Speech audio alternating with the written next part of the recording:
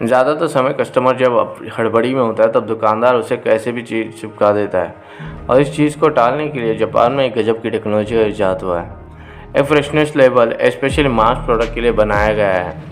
एक लेबल जो are glass की शेप में है, जिसमें थोड़ी सी इंक रहती है। जैसे जैसे मांस अपना अमोनिया उत्सर्जित करने लगता है, वैसे वैसे ये इंक अपना रंग बदलती है, जिससे कि आपको पता चल सके कि यह मांस कितना फ्रेश है और ख़रीदने लायक है भी या नहीं।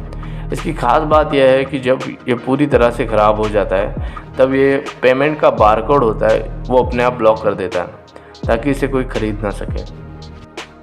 क्या आपको पता है क्या हवा को आवाज़ होती है या नहीं? चलो पता करते हैं।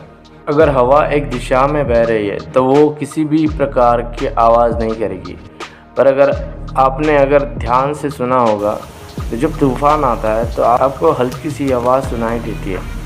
तो ऐसा क्यों होता है? इसके पीछे एक कारण है कि तूफ़ान की अपनी एक अलग स्पीड होती है, जो हवा की स्पीड से कई ज़्यादा होती है। तब उसके बीच में जो कुछ भी आता है तो उसके ऊपर हवा का टकराने की वजह से आवाज़ पैदा होती है। आपने तूफ़ान के वक्त पेड़ के पत्तों की आवाज़ सुनी होगी। इसके पीछे की वजह भी यही है। दुनिया में एक ऐसी भी जगह है जहाँ पर आप करेक्ट टाइम नहीं बता सकते। जी हाँ, अंटार्कटिका एक ऐसा महाद्वीप है जिसके पास कोई भी टाइम जोन नहीं है, क्योंकि वहाँ पर जो भी वैज्ञानिक रहते हैं रिसर्च के लिए, वो अपने देश के हिसाब से चलते हैं, या फिर उनको जो खाना या सामग्री पहुँचाई जाती है उस सप्लाई लाइन के हिसाब से अपना टाइम चलाते हैं।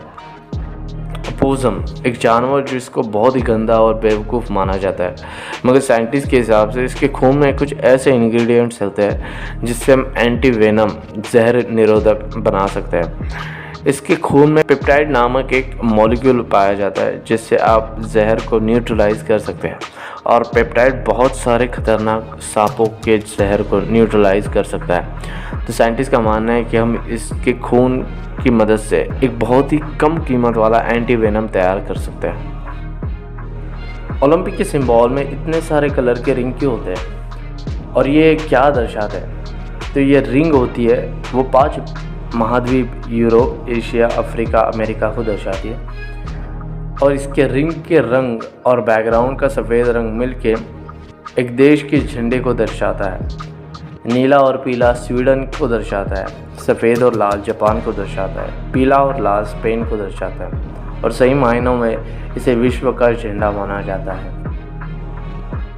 हम दिन में न जाने कितने घंटों के लिए हेडफोन्स पहने रहते हैं, पर क्या कभी हमने सोचा है कि ये हमारे सेहत के लिए अच्छा है भी या नहीं? चलिए जानते हैं। अगर आप 30 मिनट से ज़्यादा हेडफोन पहने रहते हो तो ये आपके कानों के लिए बहुत ही बुरी बात है, क्योंकि आपके कान में फ्रेश एयर पास ऑन नहीं होती, जिससे कि बैक्टीरिया 700% से ज़्यादा बढ़ जाते हैं, और हमारे कानों की पर्दों की इतनी क्षमता है नहीं कि ये इतने बैक्टीरिया को संभाल सकें। इसलिए हमारे कान दुखने लगते हैं कुछ समय के बाद, और कभी कभी हमारी सुनने की क्षमता भी कम हो जाती है। धरती पर कई खूबसूरत जगह हैं, जिनमें से एक है बोलिविया की सलार दी हुई झील।